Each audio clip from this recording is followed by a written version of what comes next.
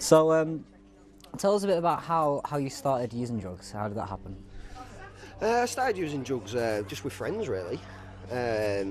Always never felt growing up that I fitted in anywhere, because I didn't, not even in my family. And I was always looking for things outside of myself to fix how I felt inside. Very insecure, very fearful. And my sister's boyfriend at the time was smoking cannabis, and then he worked with us because I started work at 14, and he had a job with us, and he was going home 7:30 in the morning before school, having a joint and a bong and stuff, and he just offered it to me, and that was my process into drug use, really. At the age of 15, smoking pot. And gradually moved on to harder drugs. For me, it progressed quite quickly. I got spiked with a gram of amphetamines by my sister's boyfriend, the same person he was drugs with, and I absolutely loved it. You know what I mean? It was great.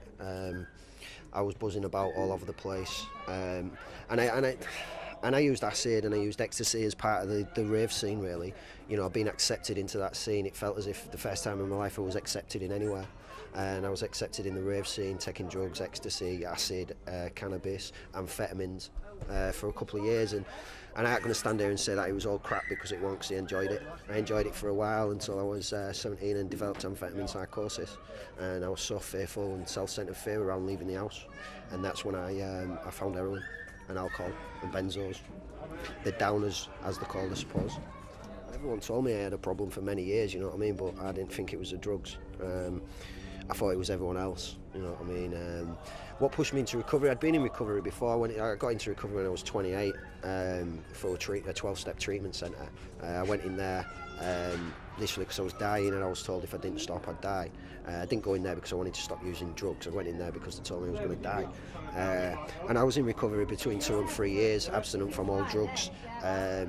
Ended up with an amazing job, amazing flat, got all my family back in my life, but it just wasn't enough. You know, I suffer from a disease of more. I want more of anything, and I wasn't working a programme of recovery, you know what I mean. I thought I'd put the drugs down so I was all right, but I was going home on the night, I had all this stuff in my life, and I felt as if I wanted to die still, because I wasn't working a programme, and I relapsed, and within a few weeks of relapse, thinking I could have one drink, and 12 hours later being sat there at home with a bottle of vodka using heroin and overdosing.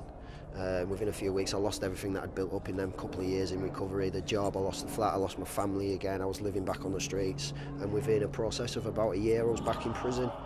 And in that prison sentence, that's when I realised I had a drug problem, and not just a drug problem, because I don't have a drug problem today, I have a me problem with me.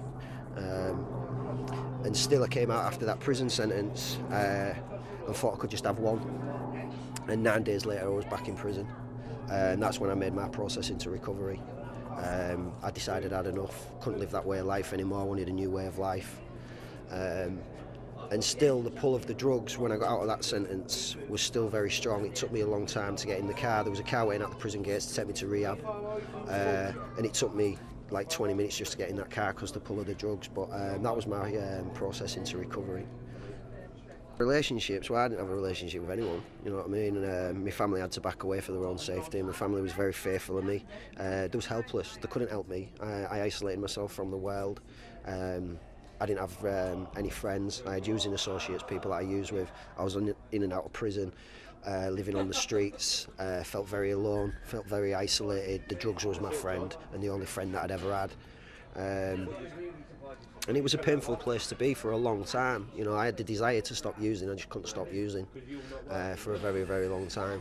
And eventually, you know, when I came into recovery, I felt as if I never ever wanted to have a relationship with my family again. I blamed them for me to bring in for such things, you know what I mean? And I realised today, it wasn't them, you know what I mean? My family was fantastic, you know what I mean, but they had to look after themselves.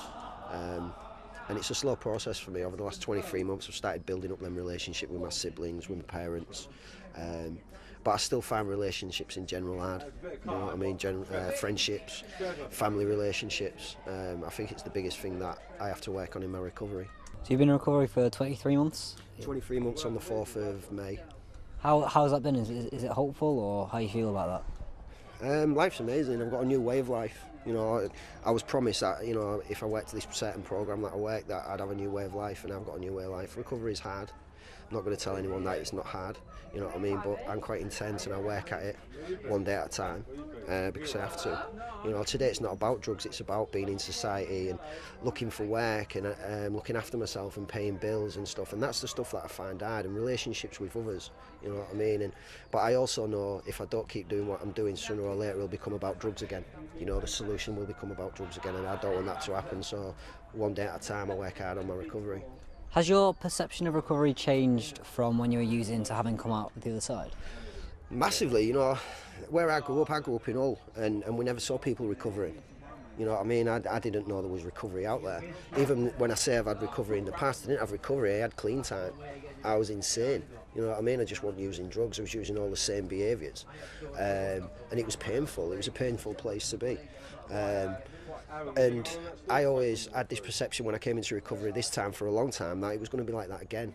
You know what I mean? But what I've learned in this period of recovery is if I work at it one day at a time and I work a programme around things, I don't have to sit in pain. You know what I mean? I can have a productive life and I can be happy.